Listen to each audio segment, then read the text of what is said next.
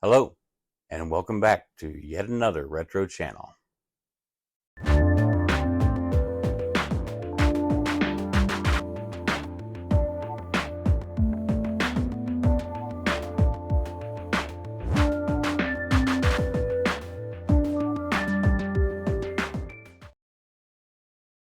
Today on the channel, we have a trio of Commodore 1541 disk drives.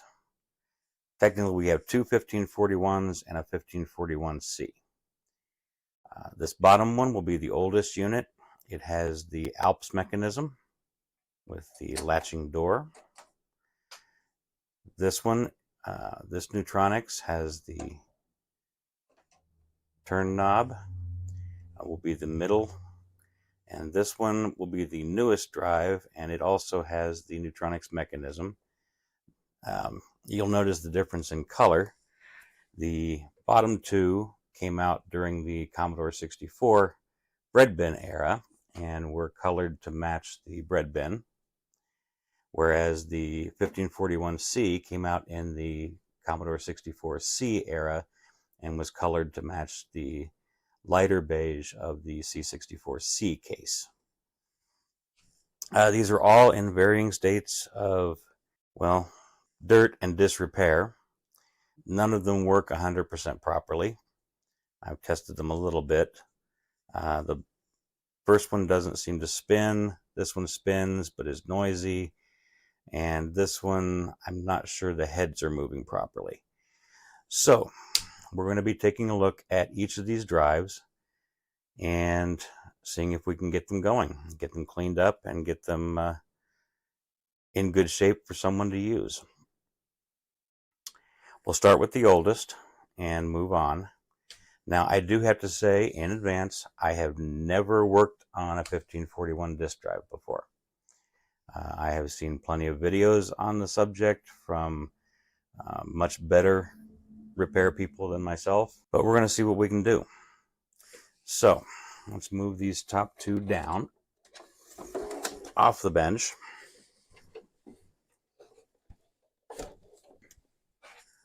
And we will start with this one. Okay, this one has some marks. It looks like some cables, cable burns where a cable was wrapped around it, and the rubberizing agent in the cable insulation melted into the case. It's also dirty. The door mechanism does work. On the back of these, you'll see we have two serial ports for the IEC cable that connects to the Commodore 64 and then can daisy chain into other disk drives or printers or other devices. There is a fuse, the IEC power cable, and on-off switch. There is no date on this, but its serial number is 012893. Again, this will be from the Commodore 64 era, the early part of the Commodore 64 era, because this was before Commodore switched to the Neutronics drive mechanism. They did that, as I understand it, because there were a lot of returns, because when you inserted a disk, and close the door and then you open the door, the disk is supposed to pop out, and a lot of these didn't, and I think this one doesn't pop the drive or pop the disk out. So a change was made to switch over to a different mechanism. Now we need to go ahead and open this drive up.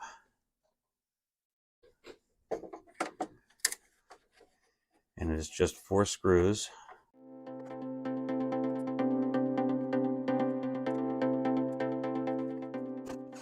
And then the shell should pop loose. And it's pretty clean on the inside. Not much dust or dirt. But again, the outside is a little the worse for wear. Little dust bunny here. screw on the side here that's holding this top shell on, and down here. These are shorter screws with lock washers on them. Now the top shell should slide away, and it does. Again, a little dust, but not too bad. And then we need to remove these screws down in here to get the full mechanism out of the bottom shell.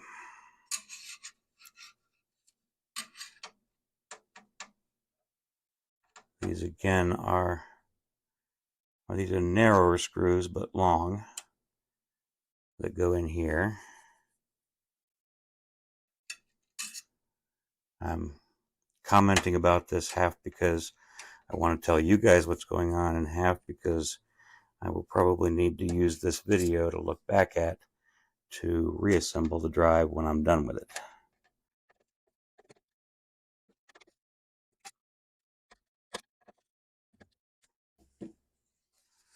I believe that should be enough to let us lift the drive out of the bottom shell. We need to disconnect the front LED, and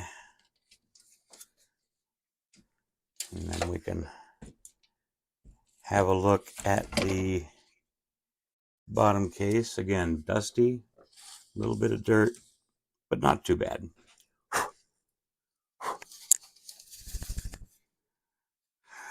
And we will take these shells and we will wash them and possibly give them a retro brighting, but they're honestly not very discolored, so that may not be necessary.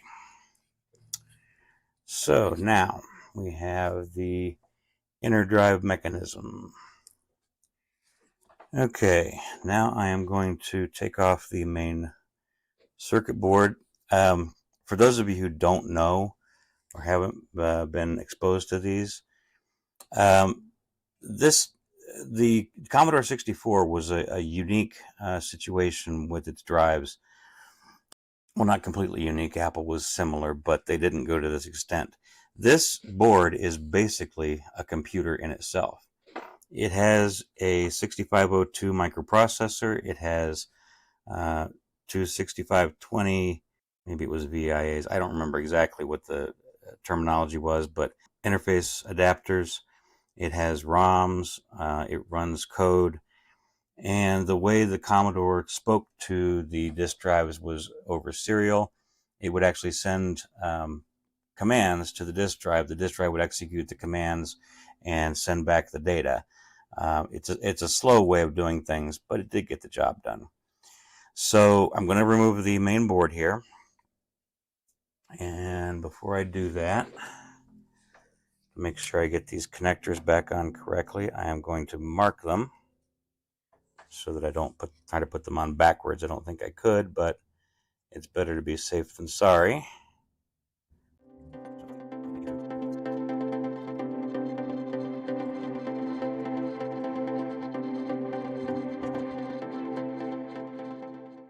Missed a cable.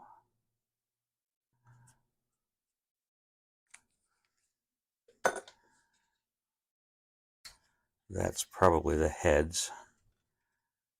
Again, like I said, I've never worked on one of these before, so this is all new to me, and I'm bound to make some mistakes.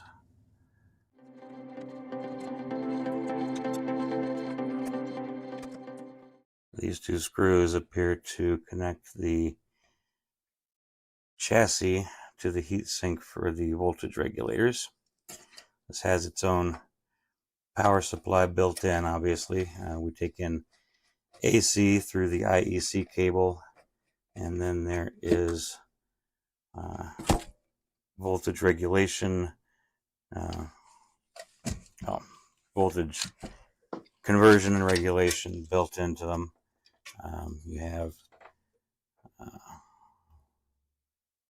looks like a pair of rectifiers and then a pair of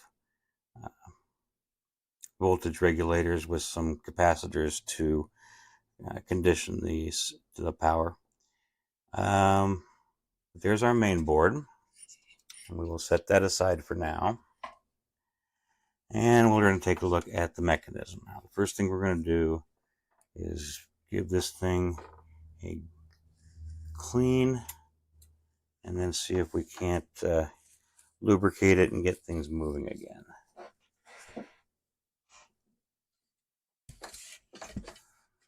So here, wow, a lot of dirt coming out of the guts of this thing. This is the spindle. The motor is over here, actually, right there. So I think we're going to take this thing out of the bottom chassis as well.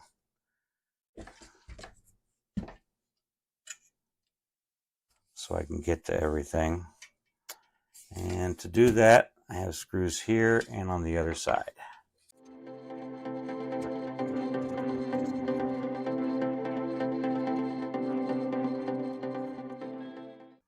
All right, now I should be able to remove the drive mechanism itself from the chassis. Now the chassis, as we said, holds the transformer and all the connectivity down here. We do have a little rust going on down here. I'll probably take a little steel wool and sandpaper to that and try to clean that up, but I'll do that off camera. For now, we're going to take a look at the drive mechanism itself. Now, as I thought, this cable is for the heads, or the head. There's only one in this. It's a single-sided drive.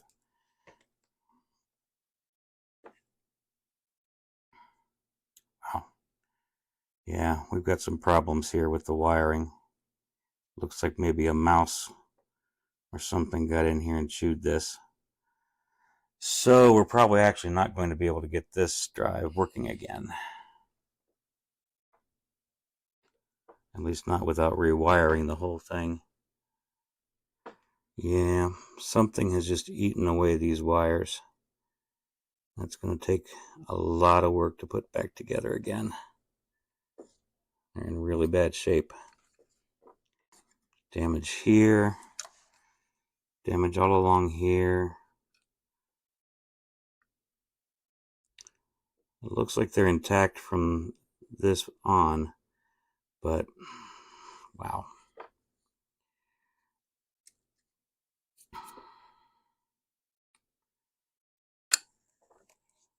The cable for the heads appears to be intact, so that's one thing. And the drive belt seems to have a decent amount of tension. It doesn't seem to be binding or sticking anywhere. That drive motor, if it had the proper control signals going to it, which come from these, and there is damage here to the cabling, so that's probably why I wasn't hearing any drive spinning, is that the control signals and power for the spindle motor are probably not connected. Yeah, there's definitely some breakage in there. So I think we're going to have to call this one for today. This is going to take more work to repair, and I'm going to need some much finer grade wire to do these repairs than I've got on hand. Much finer gauge wire. So this one won't be a fix today. All right. Well, that's too bad. Okay. Okay. Drive number 2. This one is an Alps or a Mitsumi mechanism. As you can see, we've got something rolling around in there. We've got the twist door lock. It's a little dirtier than the first one was, but it doesn't seem to have the same cable burns that were in the first one. This one is serial number 079712. So we'll go ahead and get this one open. Oh, I do see we've got cable burns on the bottom of the case, but not on the top.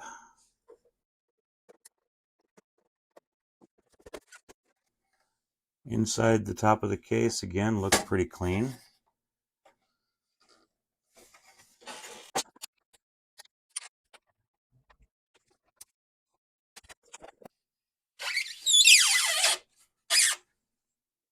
You can see that we have definitely the Mitsumi Neutronics mechanism inside the board here, or inside the machine here. And again, we're going to mark our cables.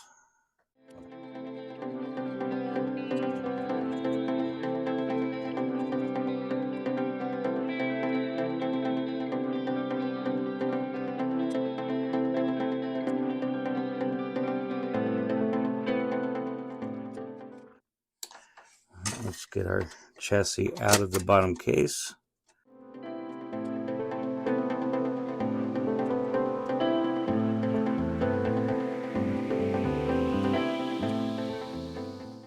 A small screw. I'm not sure where that came from, but that was what was rattling around inside the case. We'll look for a position that might go. And the bottom of the case is otherwise in good shape internally, a little dirty.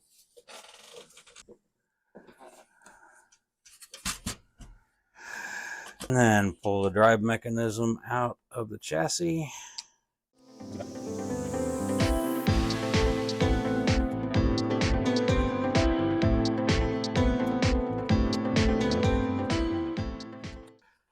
All right.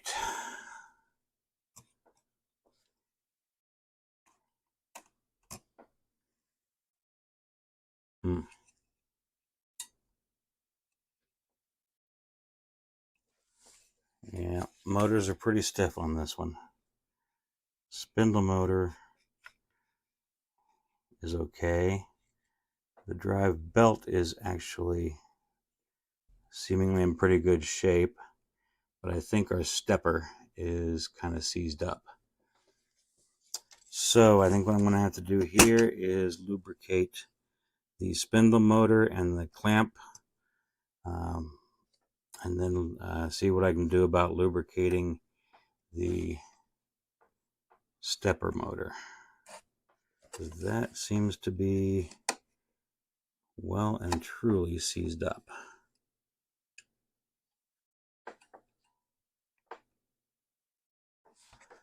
So this may or may not be a lost cause at this point.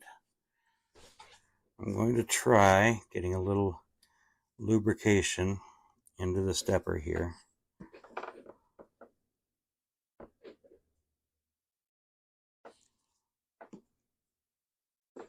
And just see if I can get this to turn.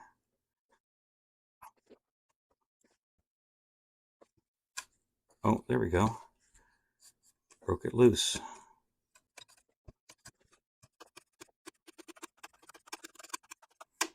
Okay, that's potentially a good thing. I'm also going to drop some oil in the spindle clamp. I think that was where the noise was coming from, because the actual drive motor, spindle motor, seems to be okay, except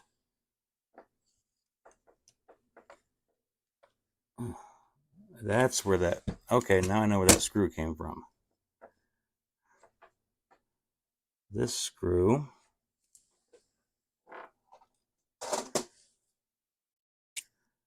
was holding the spindle wheel.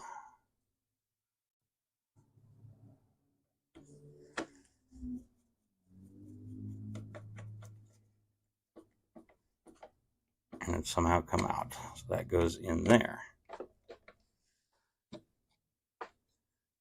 All right. That's moving pretty freely.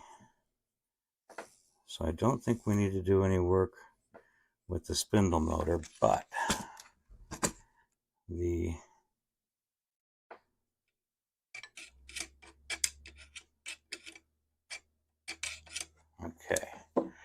spindle clamp, I think, was where that noise was coming from, and a little lubrication might have cleared that up.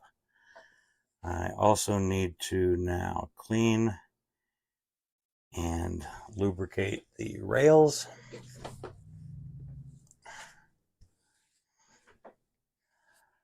So I need some cotton buds and alcohol.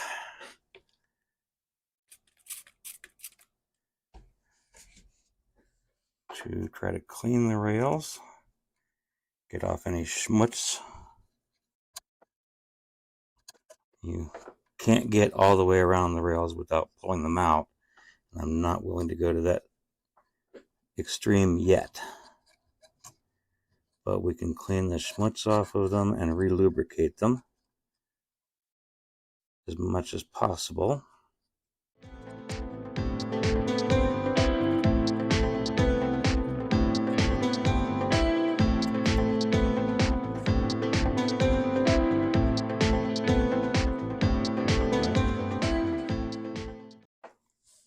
Okay. And now some lubricant. Just get a small amount on my cotton bud here. We'll start at the end that we did first. It should be dry from the alcohol.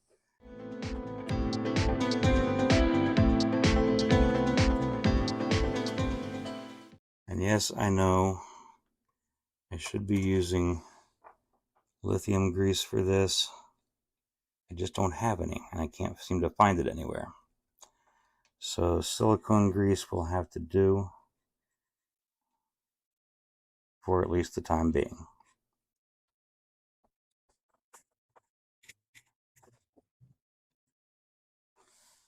Okay, exercise the head a little bit. That's much smoother, except at the end there. There you go. Okay. And I'm also going to apply a little grease to the door mechanism.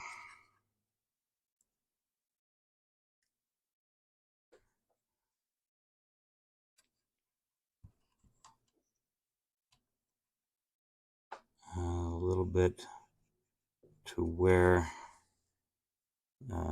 these two plastic bits slide here. I'll put a little there, and there. Get a little more.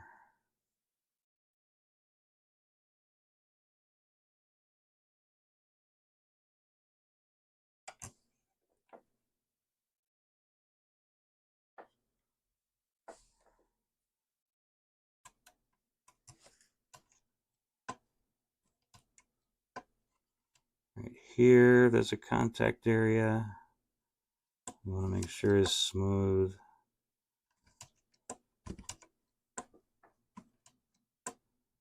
Okay, that actually feels pretty good. And the last thing to do, I do it last because, hey, if I'm working on this and I clean the heads first, then I kind of have to re-clean them at the end anyway in case I got any of the lubricants on it. So we just lift this plastic bit and the head is down here. And I just give it a wipe with the clean cotton bud with isopropyl alcohol. I've heard some people use glass cleaner, but I'm more comfortable with just the alcohol, at least for now. If it doesn't read, I may have to go for something more aggressive. There is no upper head, and you don't want to. There's a pad up there. you don't want to actually damage that pad, so stay away from it. But the head itself, you can just give gentle brushing with the cotton bud alcohol. And that's nice and shiny now. Okay, so let's go ahead and reassemble this and see if we get any less crunchy sounds and more actual performance out of it. So, one chassis.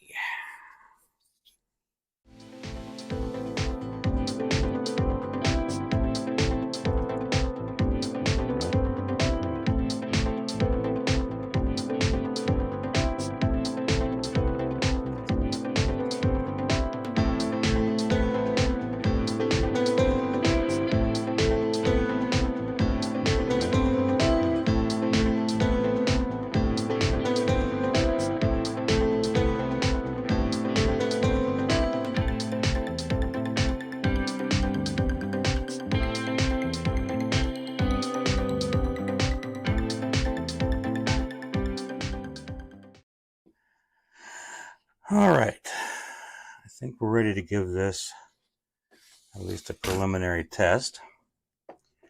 So we'll hook up power.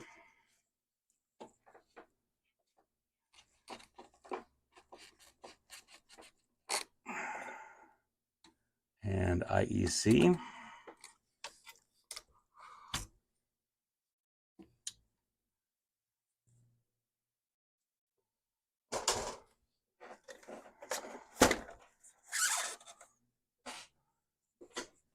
And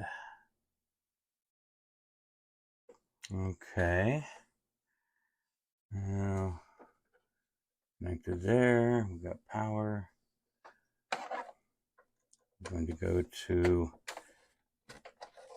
the diagnostics cartridge, which I have set to the 1541 diagnostics ROM.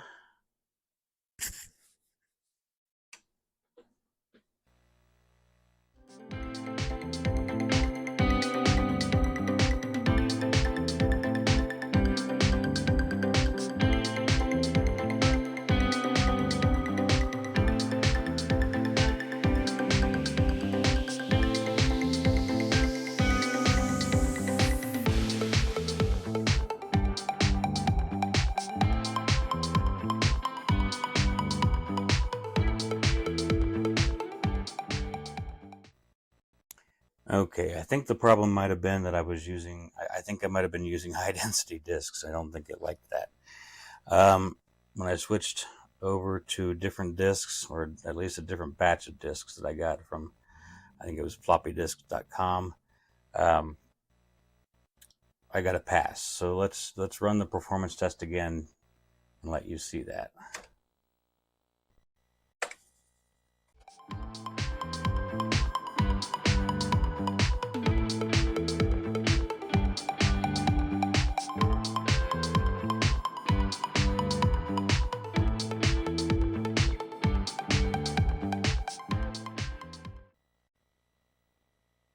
And there you go. We passed the test.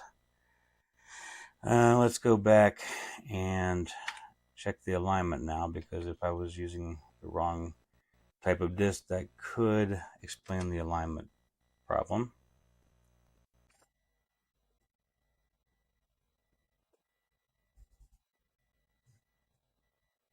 Okay, that is certainly good enough.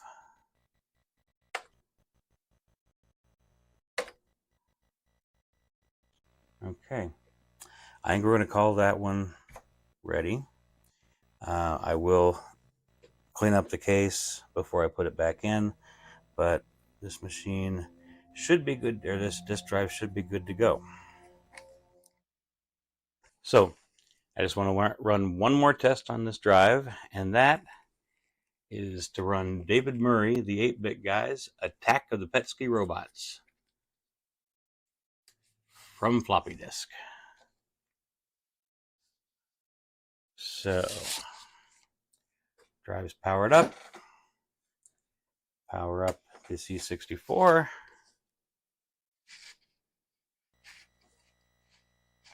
Insert the disc. Well, here we go. Load.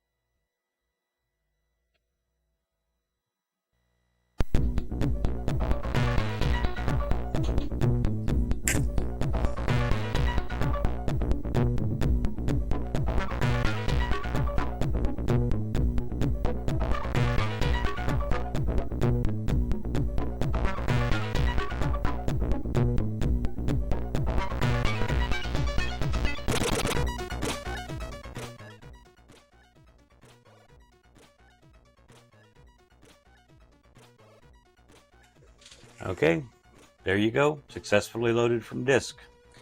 So that will be it for today's video. I appreciate your time and patience with me as I got through this thing. We will save the third, the 1541C for the next video, and we'll take a look at that one. I don't think that one will be much trouble. I think it probably just needs a little cleaning and lubricating, much as this one did. And then we'll get back to the one with the chewed wiring and take care of that. So if you like this video, please give it a thumbs up. It really helps the channel, and leave a comment. That also is very helpful for the channel, and it also helps me. As I've told you before, I love the engagement with you guys.